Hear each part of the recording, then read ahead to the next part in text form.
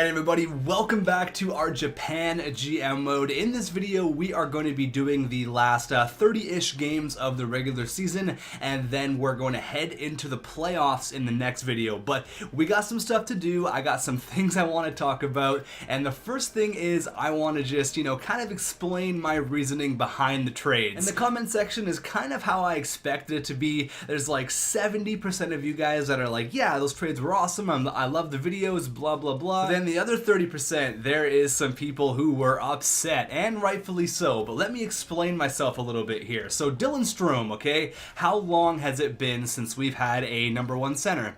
Well, the answer is never. In 6 years, we have not had a #1 center. We've had Draisaitl, but he's not really a legitimate #1 guy. He's good for about 45, 50 points. That's great, but really, he's not a first-line guy. You know that. I know that. Your grandmother knows that. Everybody knows that. Esposito is the kid in the making, all right? He's only 20 years old, 86 overall. He has the tools to do it, but again, he's still a few years away from being that 87 plus. I pretty much think that a #1 center should be an 87 plus, 87 being the minimum. So when we traded for Dylan Strome, he was at 87 overall. Now he will go back up to that 87 overall. So he is a legitimate first line center in my eyes, okay? In my eyes. He currently has 28 points in 49 games. Hopefully by the end of this year, he's maybe cracking the 50-point mark, maybe even 55. That would be awesome. Now aside from the #1 center argument, if we go up against the first round, say where we get matched up with like the Sharks, okay? We know what the Sharks deal with. They kicked us out of the playoffs last year. So we go up against the Sharks with an 85, an 86, an 84, and an 83 down the middle. We really don't have that big #1 offensive piece. I mean, yeah, Esposito's young and good. Zach Sanford's a beastly power forward. Chiellini, he's pretty much maybe topped out. Hopefully he's 86, 87 overall. He's decent, but we really don't have that big #1 piece. And we still don't, because we're waiting on players like Joe Veleno, who is, again, another reason, there's another variable into why I actually got Dylan Strome, is because I don't know if Veleno is going to be that #1 guy. He's 22 years old, only 78 overall. You guys are saying be patient with him. I've been more than patient. So next year he is going to play in the NHL. Hopefully he is, 81, 82 overall. That would be awesome. But I mean, that's for next year. That's next year's problem. That's probably going to mean Draisaitl's either going to be gone or move to the wing, and then Max Domi's going to be gone or whatever. That's next year's problem. So if we go into next year having Strome, Esposito, and we go in having Joe Veleno right there, that's exactly what I wanted. Veleno's not going to be ready for first line minutes next year. That's why I think people were freaking out, saying, oh, why'd you get Strome? You got Joe Veleno. It could take another 3 years for Joe Veleno to be that 87, 88, 89, maybe even a 90 overall top guy that we want. And trust me, I've been patient. I've been patient in this GM mode. So that's kind of my reasoning towards going to get Dylan Strome.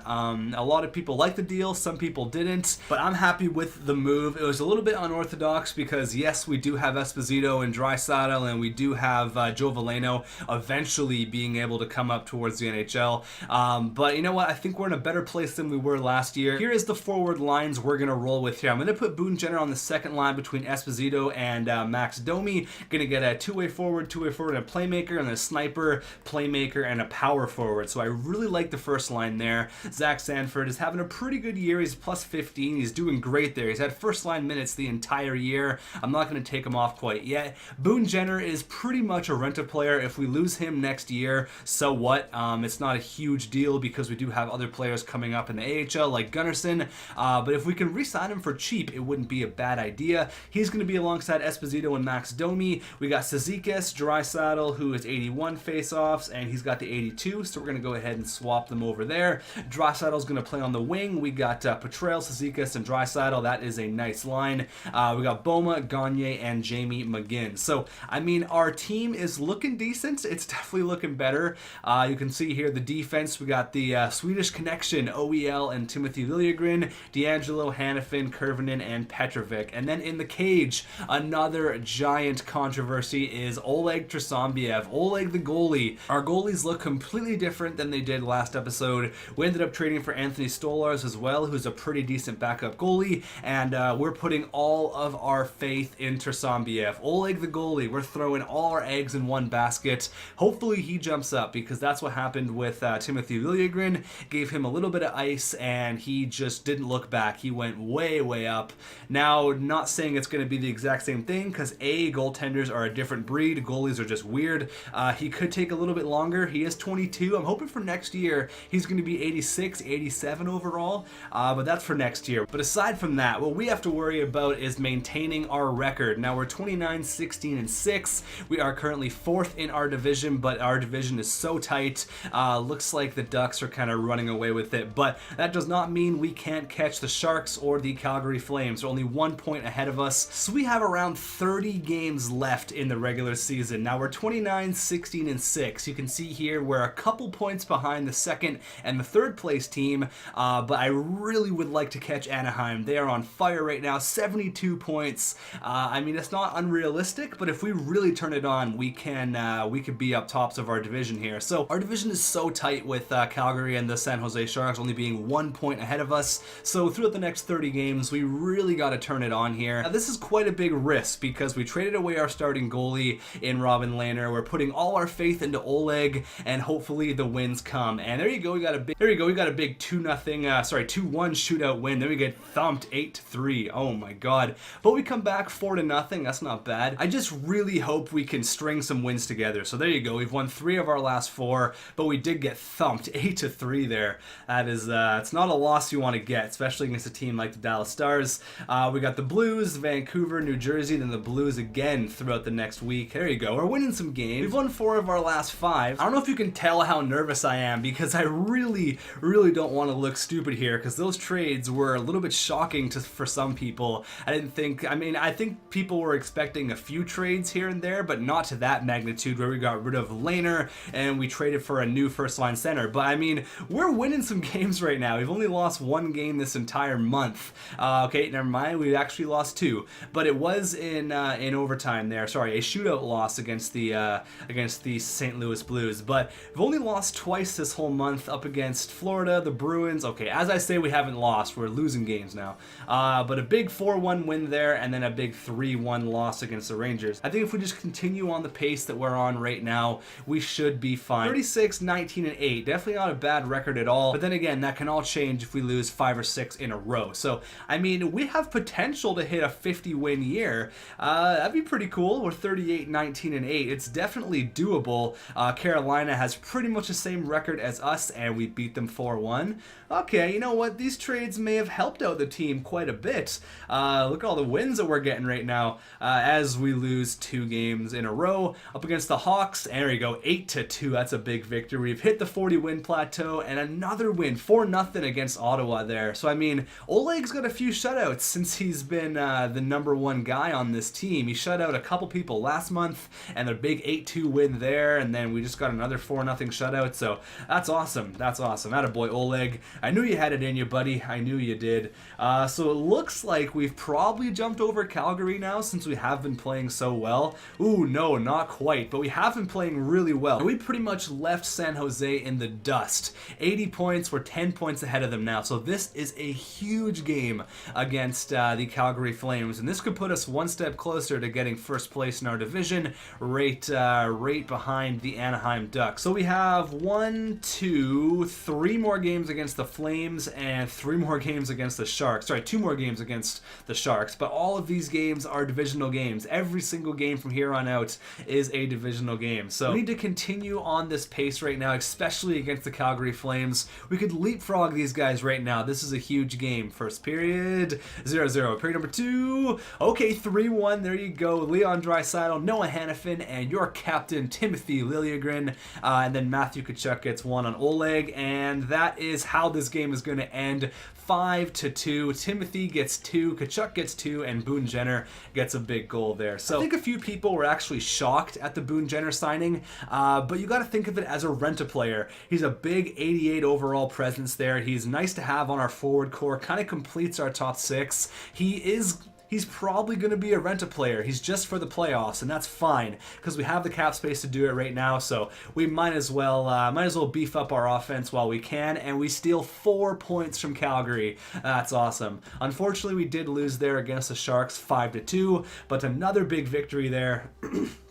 Against the Edmonton Oilers. Now we have 1, 2, 3, 4, 5. Now if we win every single game from here on out, we are going to hit the 50 win mark. Come on, San Jose, don't ruin this. Don't ruin this, and we win. There you go, we get a win, 46. Another huge game here against the Calgary Flames. We've already stole 4 points from them. Can we steal 6? First period. Okay, 2-1. Dylan Strome gets 2. There you go. Tyler Myers gets 1. I think he went to San Jose last year. No, he went to LA. We tried to sign him. He said no, signed with the Kings. Then we eventually kicked the Kings out in round number 1. So get out of here, Tyler Myers. Strome gets 2. Period number 2. There you go. Strome completes the hat trick, and they come back only getting 1. But Oleg Tersambiev made 31 stops, and that is a nice little hat trick there for Dylan Strome, the big acquisition. We just stole 6 points from the Calgary Flames, okay? And we're potentially going to get a 50-win year if we can continue with the victories.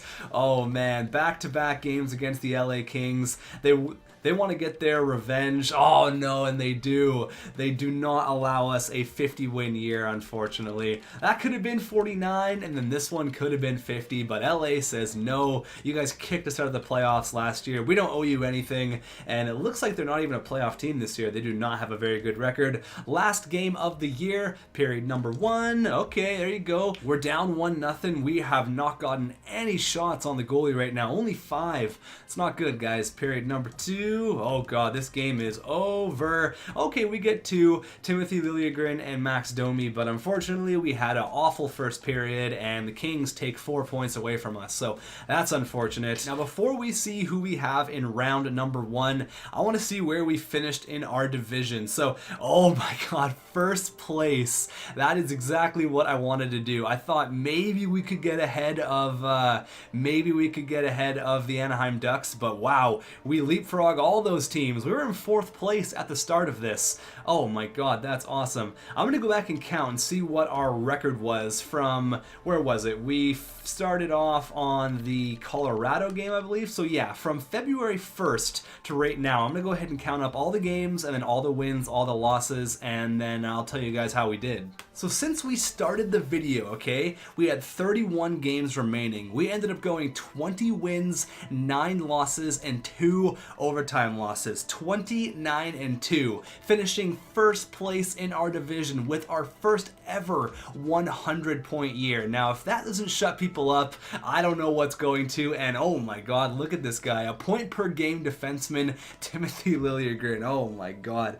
Okay, so 105 points. That is awesome. Is that a President's Trophy? No, not quite. Washington, oh my god, 121 points. Where are we? We're number 3, so right behind Carolina. Okay, let's look at everything here. Goals for, we scored a total of the most goals in the entire NHL, 257 goals for. That's amazing. Goals against, we only allowed 211 goals. That is good for 1, 2, 3, 4, 5, 6, 7, 8, 9th in the NHL. Goals against per game, we are right down there. I mean, that's all Robin Lehner, but not to say Oleg didn't help with that. Power play goals, we scored what, 51? There it is. That's again still top 5. That's pretty good. Power play percentage is 22%. That's still even like just outside the top 5 margin. PK 87%. That is number 1 in the NHL. Oh my god, what a year! What a year we've had. Our home record is pretty much the exact same as our away record, but we really turned it on there. The last 30 games going 29-2. That is impressive, and my boy boy, your captain, Timothy Liljegren. Oh my god, 20 goals, 62 assists. If that's not a Norris Trophy, I do not know what is. What a year for the kid. Oh my god, his 5th year in the NHL, and he emerges to be probably the best defenseman in the entire NHL. Oh my god, that's unbelievable. OEL right behind him there with 72 points, 24 goals, 62 points for Brandon Pierlini. That's not bad at all. Leon Draisaitl on the 3rd line wing gets 56. Zach Sanford, my boy. Congratulations to Zach Sanford. Actually got called up to the Washington Capitals the other night, and he actually scored a goal, so that's pretty good for him. But 86 overall, had 18 goals for us this year, 55 points. Dylan Strome ended up with 50 points. That's kind of exactly what I wanted for Dylan Strome. Hit around the 50-55 point mark, 30 goals, 20 assists. Only took 1 minor penalty all year. So I mean, that just goes to show that was a good trade. Up to 87 overall. Look how the team did. Like, how is this not a good trade? How are the moves that we made? How did that not help us right now? We're 1st place in our division, 3rd place in the entire league. Esposito had 42 points, only 8 goals, but 34 helpers. This guy is the assist master, only with 82 passing, but yeah, he is the dish master for sure. Got 99 speed, so he's fast as hell. Max Domi, Casey Cizikas, Trail Kid, not that bad, 31 points. Boone Jenner, 25 points in 41 games. Now, it's not great. It's not bad either, though, but for $7.9 million, I mean, it's definitely a rent-a-player with Boone Jenner. But I mean, again, you know what? It's not bad for, he kind of came into a new system, a brand new team, almost more than halfway through the year, so 25 points in 41 games is not that bad at all. Noah Hannafin, only 14, but he did have the plus 17, so that's all good. Now, what I'm most intrigued to see is how Oleg did. The rookie goalie went 22 and 15. Okay, he hasn't gone up yet. He's still 83 overall, but I know he will go up. He will jump up huge for next year, and the backup we got, they actually played pretty good. He ended up going 8 and 4. Anthony Stolarz, not that bad at all. 2 shutouts for Oleg, and that is awesome. So in the next episode, we're gonna head into the postseason. Now, I still don't know who we have in round number 1, but Tyler Benson led the way in the AHL. That's what I mean. Joe Veleno is, you know, arguably one of the top guys in our AHL team, and only got 39 points last year. Like, that doesn't lead me to believe he's gonna be anything special. I mean, I really hope he turns it around, but 39 points, I gave him top line minutes throughout the entire year as well. Oh god. Gunnarsson's looking good though. He's looking promising for the NHL next year. Had 51 points, 16 goals. That's not bad. But Joe Veleno, god, this guy's giving me nothing to get excited about. I mean, look at his stats. Everything's green. Everything's got the green arrows. I mean, it looks okay, but for a first overall pick, oh man, it's looking, I'm not going to say the B word, but I really hope next year is a big growing year for Joe Veleno. So let's see who we have in round number 1, and then we are going to head into the postseason in the next video. So everything kind of went perfect right here. We got the Hawks, the big bad Hawks. Oh my god, I'm wondering if I still have Taze and Kane. I'm pretty sure that they do. But we got the big bad Chicago Blackhawks in round number 1. Okay, a new team here, a new team, and I'm excited to play these guys. We had a better record throughout the regular season. Excited. We get to play a brand new team here in the Chicago Blackhawks, a team we have not seen much of. I'm not sure if I still have Kane, Taze, Keith, Seabrook, any of those guys, but yeah, everything went pretty good in this video. I'm pretty excited about how the team performed, especially with Dylan Strome hitting 50 points, 30 goals. That's awesome. So thanks for watching, guys, and I will see you in the playoffs.